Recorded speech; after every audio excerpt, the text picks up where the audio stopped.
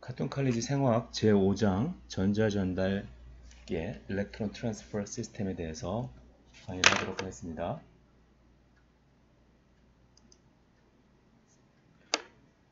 전자전달계 일렉트론 트랜스퍼 시스템 TCA 회로와 해당 작용에서 환원된 조효소인 NADH와 FADH2가 생겼죠. 그럼 여기서 전자를 뽑아내어서 전자전달기를 통해서 전달하여서 ATP를 만드는 방법에 대해서 공부하도록 해요. 여기 포도당이 있는데 실제로 포도당이 가지고 있는 에너지의 90% 이상은 여기서 생긴 NADH 10개와 FADH2 2개에 저장되어 있죠. 실제로 포도당을 완전히 CO2로 산화시키면은 686kcal/몰의 에너지가 나온다고 알려져 있는데 ATP 4개는 마이너스 7.3kcal/몰 곱하기 4개 해봤자 이 정도밖에 안 되잖아요. 그래서 실제로는 그 에너지가 NADH와 FADH2에 숨어 있다는 거죠. 그래서 전자전달계의 기본 원리는 전자를 상대적으로 싫어하는 분자로부터 전자를 상대적으로 좋아하는 분자로 전자를 옮길 때 트랜스퍼하는 거죠. 발생하는 자유에너지를 이용한다는 것이에요. 그래서 이 시스템을 볼 때 NADH는 산소에 비해서 전자를 엄청 싫어해요. 산소가 다른 말로 얘기하면 산소는 NAD 플러스에 비해서 전자를 엄청 좋아하는 거죠. 그래서 가만히 놔두면은 요 NADH 전자를 싫어하는 NADH로부터 전자가 산소로 이동해서 NADH는 NAD 플러스로 산화되고 산소는 H2O로 환원되게 되죠. 실제로 이러한 반응이 일어나게 되면은 그때의 델타 G 값은 마이너스 52.4kcal/몰 스탠다드 컨디션일 때 굉장히 큰 값이 나오죠. 델타 G가 굉장히 큰 음의 값인 엑설고닉한 리액션이죠. 에너지가 많이 나오게 돼요. 그런데 이렇게 에너지가 너무 갑자기 와장창 튀어나오게 되면은 이게 뭐 빛이라든가 열이라든가 그런 것으로 발생해서 이 에너지를 빛은 발생하지 않겠죠. 주로 열이 나오겠죠. 에너지를 효과적으로 사용하지 못한다는 거예요. 효과적으로 사용한다는 게 뭐냐? 나중에 쓸 수 있도록 ATP라는 형태로 ATP의 하이 에너지 본드 형태로 저장해 놓으면 나중에 ATP를 분해해서 그 에너지를 요긴할 때 쓸 수 있겠죠. 한 번에 다 써버리는 게 아니고요. 그렇죠? 그래서 예전에 그렸던 그림인데 이게 약간 좀 어폐가 있다고도 할 수 있는 게 NAD 플러스는 그다지 전자를 좋아하지 않아요. 그래서 즐거워한다고 하지 말고 좀 싫어, 울고 있다. 그렇죠? 그래서 NAD 플러스에다가 억지로 전자를 꾸겨 넣어서 좀 불행한 상태가 불안정한 상태가 NADH라고 생각하시면 돼요. 그렇기 때문에 NADH는 자기보다 더 전자를 좋아하는 분자에게 항상 전자를 주고 싶은 그러한 상태이다 라고 생각하시는 게 사실에 가까워요.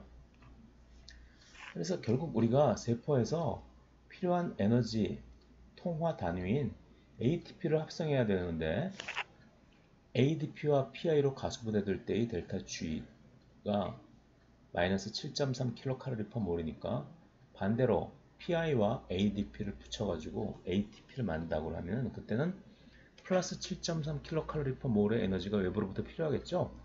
그래서 NADH가 산화되는 반응, 좀 전에 NADH가 이 산소에게 전자를 주면서 산화되는 반응과 ATP가 합성되는 반응을 커플시켜서 촉매할 수 있는 가상의 효소가 존재한다. 가상의 효소가 있어요. 그래봐야죠. 가상의 효소가 있어서 이쪽에는 NADH를 가지고 있어서 NADH를 NAD 플러스로 산화시키고 그리고 산소를 갖다가 물로 환원시키고 그리고 이쪽의 액티브 사이트에서는 ADP와 PI를 같이 붙여서 ATP를 만든다. 이런 효소가 있으면 좋겠는데 이런 효소는 존재하지 않는다는 거죠. 그래서 좀 복잡하지만 마이토콘드리아의 내막 이너 멤브레인에 존재하는 여러 가지 전자 전달계의 각 멤버들이 NADH 혹은 FADH2로부터 뽑아낸 전자를 단계적으로 차근차근 전달하면서 효율적으로 에너지를 뽑아내어서 ATP를 만드는 과정이 바로 전자전달계의 작동 원리라고 얘기하면 돼요. 옆그림에서 보듯이 NADH가 가지고 있는 고에너지, 하이에너지 전자는 전자를 좋아하는 정도가 낮은 놈부터 전자를 좋아하는 정도가 높은 놈의 순서로 전달해 가면서 최종적으로는 전자를 가장 제일 좋아하는 산소가 전자를 받게 되는 거죠. 그래서 최종 전자 수용체로 산소가 존재하게 돼요. 그 이유가 그것 때문에 우리가 산소를 꼭 호흡해야만 하는 이유가 바로 그것 때문이에요. 마이토콘드리아에서 전자 전달계의 최종 전자 수용체로 사용하기 위해서. 여기서 몇 가지 용어를 정리하고 갈게요. 전자 전달계의 환원 전위. 교수님 앞 페이지에서 하신 말씀 중에서 전자를 좋아하는 정도가 낮은 놈부터 높은 놈의 순서로 전자를 전달하면서 에너지를 나눠 갖는다는 것이 잘 이해가 안 돼요. 그게 무슨 소리냐? 잘 생각해봐. 전자를 갖기 싫어하는 놈에게 억지로 전자를 꾸겨 넣으면 에너지가 들겠죠? NAD 플러스는 사실 전자를 그렇게 좋아하는 놈이 아니에요. 여기다가 억지로 전자와 수소이온을 꾸겨 넣어서 NADH를 만들었어요. 그러면 얘는 누구한테 항상 전자를 주고 싶어 하겠죠? 스트레스를 많이 받고 있는 형태예요. 그죠? 열이 막 나고 빨리 전자를 주고 싶어서. 그죠? 그래서 한 시스템에서 전자를 싫어하는 놈이 전자를 가지고 있고 전자를 얘보다 더 좋아하는 놈이 전자를 안 가지고 있으면은 빨리 전자를 이쪽으로 넘겨주는 것이 전체 시스템이 더 안정화되겠죠? 그러면 전체 시스템에 가지고 있는 내재된 스트레스라고 표현할 수 있는 프리 에너지가 줄어들겠죠. 그래서 델타 G가 네거티브가 되는 거죠. 그래서 그 반응계가 안정화되어서 델타 G가 네거티브인 반응 엑설고닉한 리액션으로 진행되게 된다는 거죠. 그래서 어떤 분자가 얼마나 전자를 좋아하느냐, 즉 얼마나 환원된 상태, 전자와 결합한 상태가 환원된 상태죠. 를 선언하의 척도를 표준 환원 전위 스탠다드 리덕션 포텐셜로 정의해서 사용해요. 근데 상대적인 값이니까 뭐 하나 기준이 필요해요. 그래서 기준으로 사용하게 된 것이 수소이온과 수소 분자. 수소이온이 H+죠. 수소이온 두 개가 전자 두 개를 받게 되면은 수소 분자 H2로 환원되게 되죠. 그래서 요 산화된 형태와 요 환원된 형태를 각각 우리가 산화 환원쌍 리덕스 페어라고 불러요. 그래서 표준 환원 전위값을 스탠다드 리덕션 포텐셜을 여러 분자들에게 부여하기 위해서 기준이 되는 반응을 정할 필요가 있었다. 그래서 수소이온이 환원되어 수소 분자가 되는 반응, 이 H 플러스 이 일렉트론 두 개가 H2O가 되는 이 반응에 0V라는 표준 환원 전위 값을 부여하고 표준 환원 전위 값을 부여하고 여기 0가 위첨자에 있고 프라임이 있어요. pH 7 그리고 모든 스탠다드 컨디션 그렇죠? 모든 반응에 참고하는 물질들의 농도가 1몰라일 때 그렇죠? 값을 부여하고 수소 이온보다 더 전자를 좋아하는 리덕스 페어에게는 리덕스 페어 거기서 억시데이션 된 놈이 전자를 좋아하겠죠. 페어에게는 플러스의 양의 값에 E0 프라임을 주고 수소이온보다 전자를 덜 좋아하는 수소이온보다도 전자를 더 싫어해요. 리덕스 페어에게는 마이너스의 E0 프라임 값을 부여한다. 이게 무슨 소리냐? 생화학에서 자주 등장하는 리덕스 페어 산화 환원쌍의 표준 환원 전위를 옆에 표로 정리해 보셨어요. 환원 반쪽 반응. 왜 반쪽 반응이라고 하느냐? 환원만 일어나지 않죠. 얘가 환원되면 누군가는 산화되어야 되죠. 그래서 반쪽 반응, half cell reaction 혹은 half reaction이라고 하는 것을 여기 보여주는 거예요. 위에 보세요. 산소가 이 책에 등장하는 것들 중에서 가장 전자를 좋아해요. 산소가 전자를 받아서 물로 환원될 때의 표준 환원 전위는 0보다 훨씬 큰 값인 0.816의 양의 값이죠. 산소는 그만큼 좋아하고 산소만큼은 아니지만 2등으로 전자를 좋아하는 게 사이토크롬 A3 사이토크롬 A3라는 힘을 가진 커다란 단백질 분자인데 얘가 가지고 있는 분자 중앙에 가지고 있는 철 3가 이온이 철 2가 이온으로 환원되죠. 그때의 스탠다드 리덕션 포텐셜은 0.350 정도. 얘도 꽤 큰 양의 값이죠. 쭉 보면은 여기다 이쪽 왼쪽에는 산화된 녀석, 오른쪽에는 환원된 녀석이 이렇게 써있죠. 옥살로아세테이트가 역시 전자 2개와 수소이온 2개 받으면 말레이트로 환원되고, 파이루베이트가 이거 퍼멘테이션 발효 과정에서 나오는 거죠. 수소이온 2개와 전자 2개 받으면 락테이트로 환원되고 마이너스 0.81로, 얘네들은 수소이온보다, 이 밑에 있는 애들은 수소이온보다 전자를 받기 싫어하는 애들이죠. 보세요. NAD 플러스 전자 받기 되게 싫어하죠. 마이너스 0.320. 쑥시네이트 역시 전자 받기 싫어해요. 그래서 알파 키토글루타레이트로 될 때 마이너스 0.670. 그래서 E0 프라임 값이 크면 클수록, 양의 값이면 큰 거죠. 절대값이 아니에요. 값이 크면 클수록 반응은 오른쪽으로, 왼쪽에는 산화된 놈, 오른쪽은 환원된 놈이니까 반응은 환원되는 쪽으로 쉽게 간다고 생각하면 맞아요.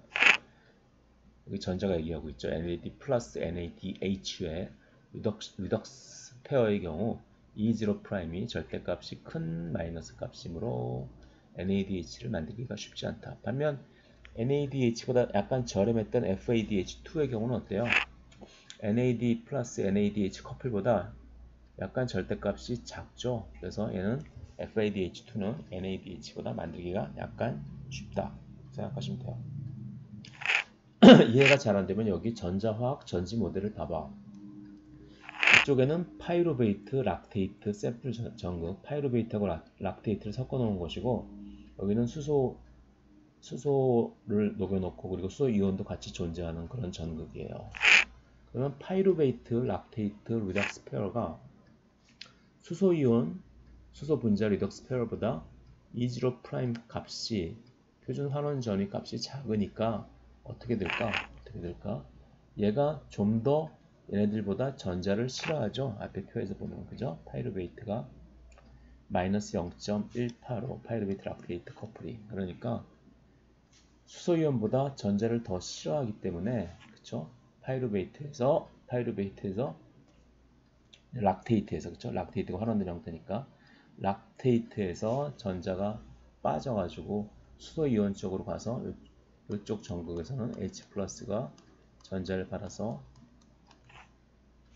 수소 분자가 되고, 이쪽 전극에서는 락테이트가 산화되어서 전자를 잃어서, 그쵸? 전자를 쪽이 뺏기니까, 그러니까 파이루베이트로 산화되게 된다. 그쵸? 전자의 흐름은 이쪽으로 가게 된다는 거죠.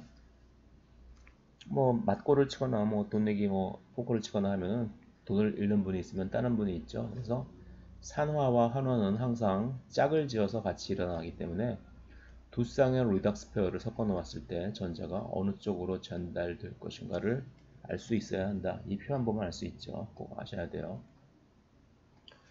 자, 앞 페이지에서 산화 환원 반응은 항상 짝을 이루어서 일어난다고 얘기했죠. 그렇다면은 2분의 1 O2, O2와 H2O 이 페어, 그리고 NAD 플러스와 NADH 페어를 섞어 놓으면, 이 두 쌍의 리덕스 페어를 섞어 놓으면 과연 누가 전자를 잃고 누가 전자를 얻을까? 너무 뻔하죠. NADH가 전자를 잃어서 NAD 플러스로 산화되고, 산소가 전자를 얻어서 H2O로 환원되겠죠. 그렇게 말하는 것보다는 수치를 들어서 말하면 좀 더 뭔가 있어 보이죠. 그죠? 그래서 O2하고 H2O의 리덕스 페어의 E0 프라임 스탠다드 리덕션 포텐셜은 0.816이고, NAD 플러스 NADH 리덕스 페어는 마이너스 0.3이고, 아, NAD 플러스가 굉장히 전자를 싫어하는구나. 그러니까 당연히 E0 프라임이 큰 O2, H2O 페어의 O2 쪽으로 NADH에서 전자가 이동한다. 그죠? 그래서 표준 환원 전위의 차를 구해보라고 하시는 것 같죠? 그죠? 그럼 어떻게 하면 될까? 한 리덕스 페어로부터, 전자를 싫어하는 리덕스 페어로부터 전자를 좀 더 좋아하는 리덕스 페어로 전자가 전달될 때의 표준 환원 전위의 차이, 앞에 델타 값을 붙이면 뭐의 차이죠? 이렇게 되면 이렇게 이 식을 통해서 구하면 되죠. 표준 환원 전위 억셉터, 누구? 전자를 받는 놈. 그리고 거기서 빼요. 뭘 빼요? 표준 환원 전위 도너, 누구? 전자를 주는 놈. 전자를 받는 놈이 누구예요? O2, H2O 커플이죠. 그럼 0.816, 그리고 마이너스 가로 열고, 그리고 전자를 주는 놈들의 표준 환원 전위 NAD 플러스 NADH 리덕스 페어 마이너스 3.20 마이너스 마이너스 플러스니까 델타 E0 프라임은 1.136 볼트로 계산된다. 1.136 볼트. 볼티지가 크면 클수록 더 전기가 잘 흐르겠죠. 그죠? 당연히 전자님은 NADH에서 O2로 전달된다. 그래서 여러 리덕스 페어들을 섞어 놓았을 때 전자가 이동하는 방향은 E0 프라임이 작은 리덕스 페어의 환원된 형태. 환원된 형태로부터 당연히 가겠죠. 산화된 형태는 이미 전자가 없으니까 못 가죠. 로부터 E0 프라임이 큰 리덕스 페어의 산화된 형태. 산화된 형태가 전자를 받아야 되니까 업시다이즈 폼으로 전자가 흐르게 되는 거죠. 그러한 반응이 얼마나 쉽게 잘 일어나는가를 알려면은 델타 E0 프라임을 구하면 된다. 이게 크면 클수록 그 반응이 더 쉽게 잘 일어난다는 거죠. 두 개의 차이가 크면 클수록. 그래서 리덕션 해프 리액션 앞에 있었던 표를 다시 그리고 있어요. E0 프라임 값을 큰 순서에서 작은 순서로 나열한 이 표에서 밑에 있는 리덕션 페어의 환원된 형태, 이쪽이 이 오른쪽에 있는 게 환원된 형태죠. 오른쪽에 있는 게 환원된 형태, 전자를 받았으니까 환원된 형태는 자기보다 위에 있는, 얘의 경우에는 다 모든 게 다 위에 있죠. 얘의 경우에는 위에 세 개만 위에 있고, 자기보다 위에 있는 리덕스 페어의 산화된 형태에게 화살표 왼쪽에 있는 게 산화된 형태니까 전자를 자발적으로 전달할 수 있다는 거예요. 즉 도시한 것처럼 O2에게는 이쪽 사이토크롬 A3에 환원된 형태 얘도 전자를 줄 수 있고 사이토크롬 C1도 전자를 줄 수 있고 코엔자임 QH2도 전자를 줄 수 있고 말레이트도 전자를 줄 수 있고 다 줄 수 있다는 거죠. 그리고 뭐 이론적으로 얘기하면은 뭐 NADH는 FAD에게 전자를 줄 수 있고 NADH는 옥살로아스테이트에게 전자를 줄 수 있고 이 표상에서 이 표를 큰 값에서 작은 값을 나눠놓고 있으니까 이 밑에 있는 놈의 환원된 형태는 자기보다 위에 존재하는 페어의 산화된 형태에게 전자를 자발적으로 주는 것이 가능하다. 그리고 그때의 값은 그때의 표준 환원전의 변화는 이 식을 통해서 이 값을 서로 빼서 구할 수 있다는 거죠. 그런데 우리가 아까 잘 일어나는 반응에 델타 E0가 1.136 산소에서 아니 NADH에서 산소로 가는 반응은 1.136 델타 E0가 큰 양의 값이죠. 우리가 과거의 기억을 되돌려 보면은 자발적으로 일어나는 반응에 델타 G는 지금 네거티브였죠. 그런데 자발적으로 일어나는 반응에 델타 E0는 어땠어요? 0보다 크죠? 뭔가 관계가 있을 것 같죠? 그래서 반비례의 관계가 있지 않을까 이 학생이 얘기하고 있죠. 그래서 내가 어젯밤 예습한 바에 의하면 델타 G0 프라임은 마이너스 N 페라데이 컨스턴트, 페라데이 상수예요.